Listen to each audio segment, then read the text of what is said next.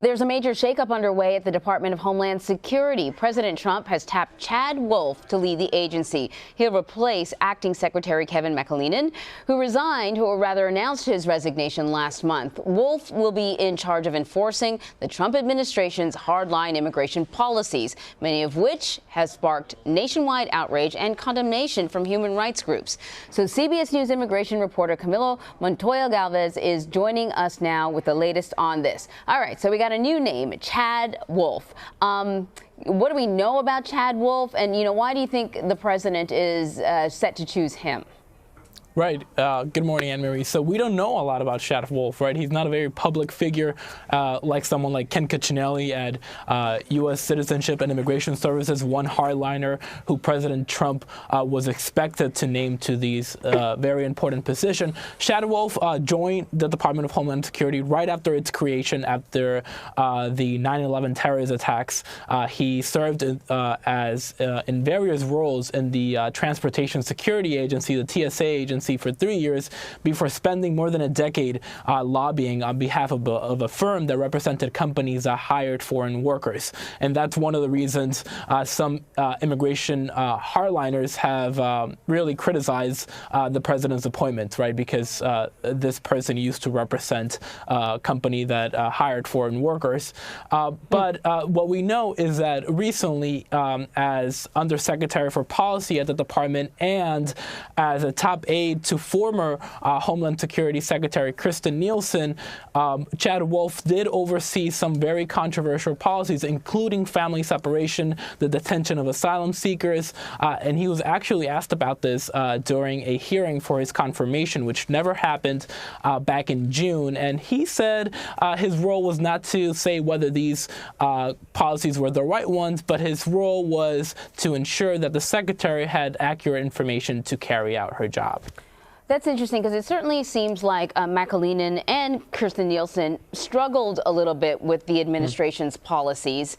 Do we expect that Chad Wolf will be embracing these policies, or what sort of impact do we expect him to have?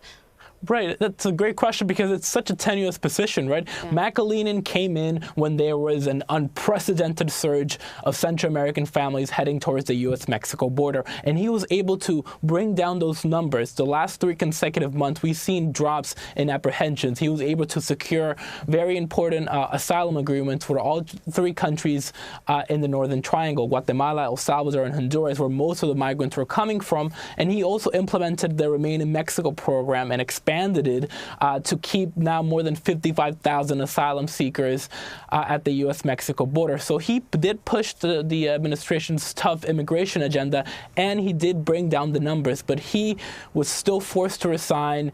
He believed that he never really took control of the department from hardliners. And, one source close to McAleenan told us when he resigned last month that the environment had become too political in the department. And that he had done his job, he had brought down numbers. So I think Chad Wolf will face the same kind of situation, right? He will be expected to push the president's signature campaign issue, which is immigration, and we'll see if the president taps him for a permanent role. But we know the president likes to have acting cabinet officials, because he says that it gives him more flexibility. Yeah, that's what I was going to ask you about, too. This has been somebody in sort of an acting position now since Kirstjen Nielsen resigned, and that was in April. It's such an important position within the administration. Is it that it's just tough to keep people there because, you're under the spotlight, these are tough policies to implement, or is it that the president just likes people in an acting role?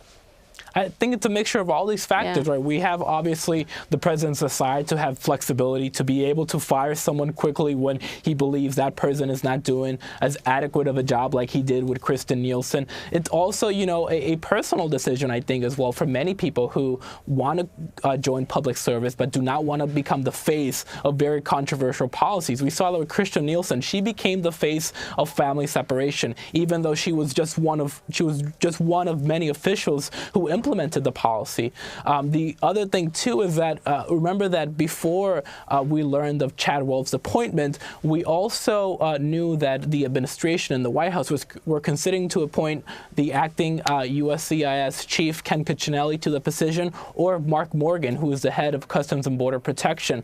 You know, these two are seen as more of immigration hardliners, but we also know that the Justice Department told the White House that they really couldn't appoint either of these two figures because of federal employment law, because they had never served under a Department of Homeland Secretary who had been confirmed by the Senate, because remember, McAleenan was never tapped, even though he was in the post for half a year. Oh, that's so interesting. So I know you've been speaking to members of the Congressional Hispanic Caucus. How do lawmakers feel about this recent shakeup?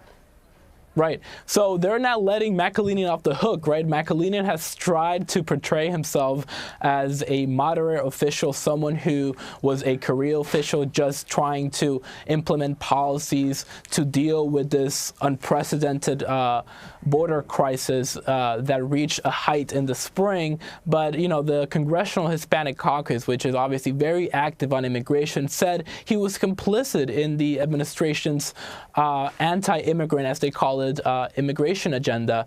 They noted that, you know, they believe he gutted asylum laws. They noted his involvement in the Remain in Mexico program, which they have criticized sharply. This program has sent more than 55,000 asylum seekers and forced them to wait in Mexico, where they struggle to find shelter, food, employment. They also noted, which is also important, that several kids and several children died in his agency's custody this year. It's very true. Camilo, thank you very much. Thank you, Anne-Marie. So for more on the state of immigration in this country and a firsthand account from someone caught in the revolving door of deportation and remigration, be sure to check out our CBSN Originals documentary, Families in Crisis, Illegal Immigration. Stream it now on cbsnews.com/crisis.